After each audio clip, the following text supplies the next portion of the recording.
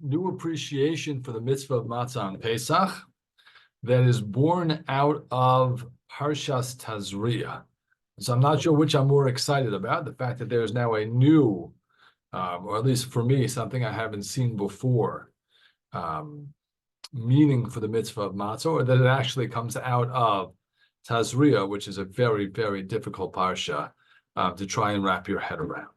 Okay, so let's start with Tazria. There will be other answers to this question actually offered in the Shabbos bulletin, so definitely look there.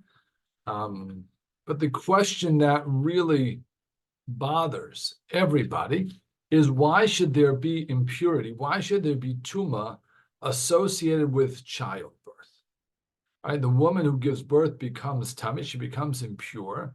Right? And at first glance, that seems to be exactly the opposite of the idea that we are used to from Tuma and Tar. Right? The godfather of Tuma is a corpse, right? That the encounter with death, as it were, right, that sullies us, it renders us impure, it's mitameas. Right? A woman gives birth, she's just created life, right? She's literally, not figuratively, right? Literally created a human being. Right? This is an exciting moment. It's a joyous moment. It is a life-giving moment, the antithesis of tuma, death, corpse, etc. Right, so there are certainly answers that are given. Again, look at the bulletin for a more metaphoric answer, a historically driven answer. But here I want to share a fascinating approach by Rabbi Yehuda Herzl Henkin. He was the rabbi of Beit Shan, passed away a couple of years ago. His wife, Rabbanit Henkin, started Nishmat. He was actually the posek for Nishmat, for the Yoatzot. It's really an amazing guy. And he says that we misunderstand why death is associated with impurity.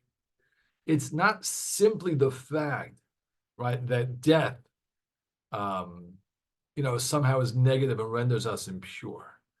The idea of death, right, the idea of finality, or a finite amount of time in this world, renders us tameh because it stands in contrast to God, right, who is eternal, who lasts forever, who never dies. The closer we get to HaKadosh Baruch Hu, the more tahar we want to be, because that is the source of all purity and holiness.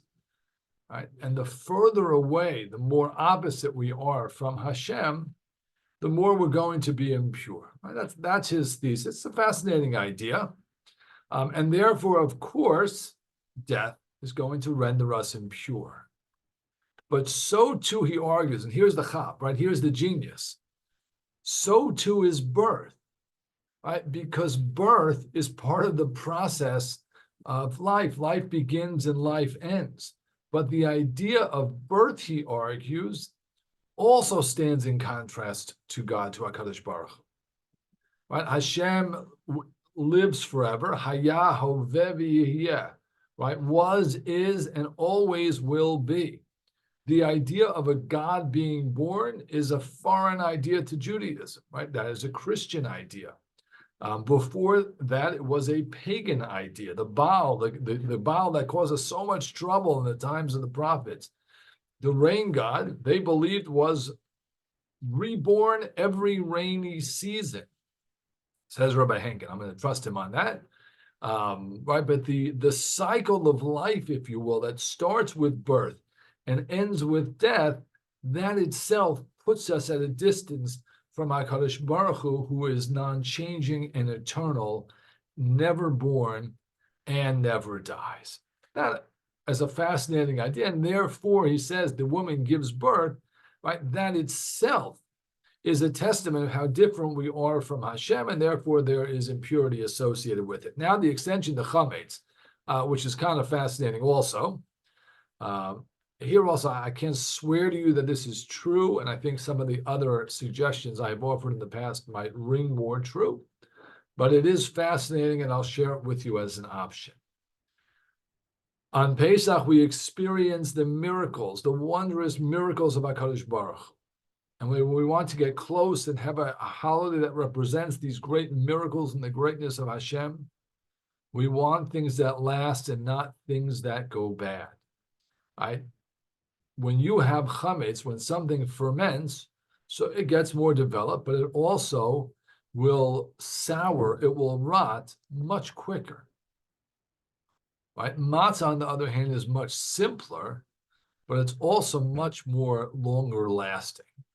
And he suggests, again, take it as a suggestion, that the reason that we eat matzah on Pesach is because matzah is long-lasting, and that represents HaKadosh Baruch Hu, who is everlasting, and we avoid chametz because chametz, right, goes much quicker. I think that is a fascinating idea. It is worth considering a new angle, right, for why we eat matzah on Pesach, learned from Parshat Tazria. Shabbat Shalom.